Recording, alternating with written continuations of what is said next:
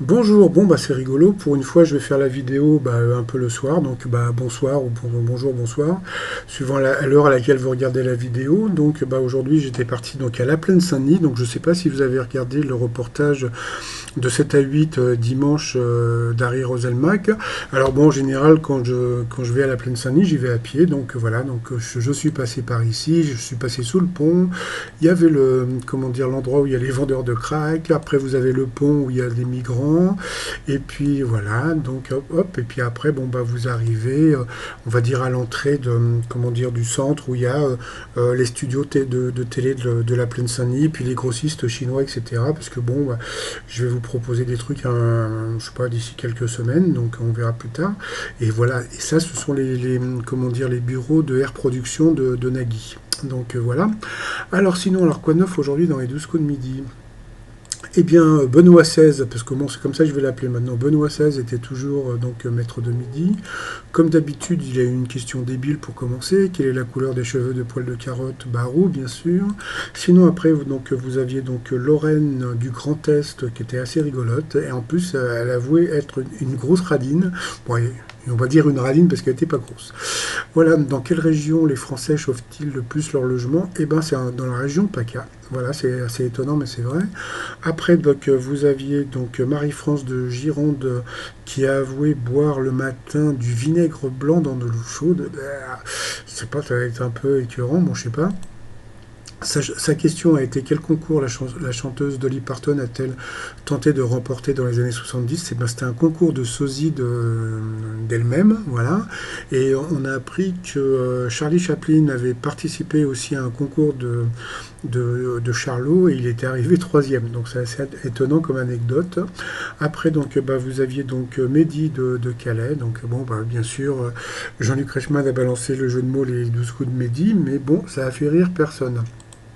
La question, selon 57% des femmes de 35 à 65 ans, quel est l'ennemi numéro un de la beauté? C'était la fatigue. Ensuite, eh bien, Benoît nous a raconté une petite anecdote en faisant des grands gestes, comme d'habitude. Et puis, à ce moment-là, je ne sais pas ce qui s'est passé.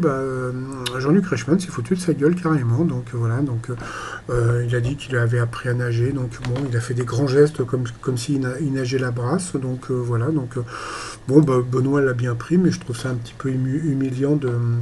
Parce que bon, quelque part, moi j'aime bien quand il fait des gestes comme ça, je trouve ça assez pédagogique quand il raconte l'histoire. Mais bon, après les goûts et les couleurs. Donc il a eu une question qui n'était pas évidente, qui est Rocinante pour Don Quichotte, et ben c'était son cheval. Donc voilà, pour ça il faut avoir de la culture. Ensuite, qu'est-ce qui est à l'origine de l'expression être le dindon de la farce? C'est un ancien spectacle de rue. Et donc comment dire, le spectacle de rue, c'était comment dire, de faire des braises et de balancer des dindons dessus pour les faire sautiller sur les braises. Et ça amusait les gens au Moyen Âge. Donc les gens étaient aussi cons au Moyen Âge que maintenant. Donc voilà. Et puis donc elle a pris Marie-France en duel.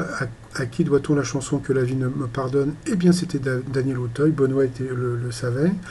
Ensuite, eh bien, Mehdi a été pris en duel. En 94, Qu'est-ce qui est dans la ville, d'après le titre d'une fiction, donc c'était un Indien dans la ville.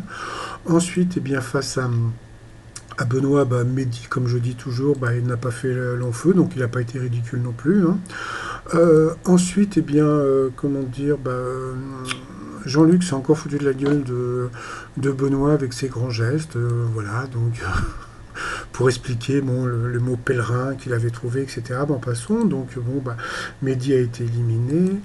Euh, Benoît n'a pas fait un coup de maître à cause de cette question, qui a écrit la chanson Proud Mary, sortie en 69. Donc, comme tout le monde, on aurait pu penser que c'était Ike Turner, et en fin de compte, c'était John Fogerty. Donc, voilà.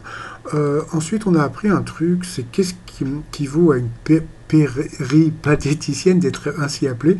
C'était le fait de marcher. Donc, voilà, donc on va dire que comme j'aime beaucoup marcher, je suis aussi une péripatéticienne. Donc voilà, sinon dans l'étoile mystérieuse, On a pu voir que alors je sais pas si c'est un bocal ou si c'est un verre. Moi j'ai plus l'impression que c'est un verre, puisque bon, comme pour moi, donc dans l'étoile mystérieuse, c'est Laetitia Milo, et puis comme pour l'instant personne m'a dit que c'était pas elle, donc bon je reste sur le truc, et puis bon comme j'ai balancé à midi, donc bon voilà l'image que j'ai trouvée donc hier, donc voilà. Et puis, comment dire, Benoît repart avec la somme de 262 733 euros. Et puis, le t-shirt qui cartonne le plus en ce moment, c'est Trop Mignon, Anti-Stupide, et puis Ours Polaire. Tout ça sur le site trosmignon.com. Et puis, je vous souhaite une bonne soirée ou une bonne journée, suivant l'heure à laquelle vous regardez cette vidéo. À plus tard, bye bye.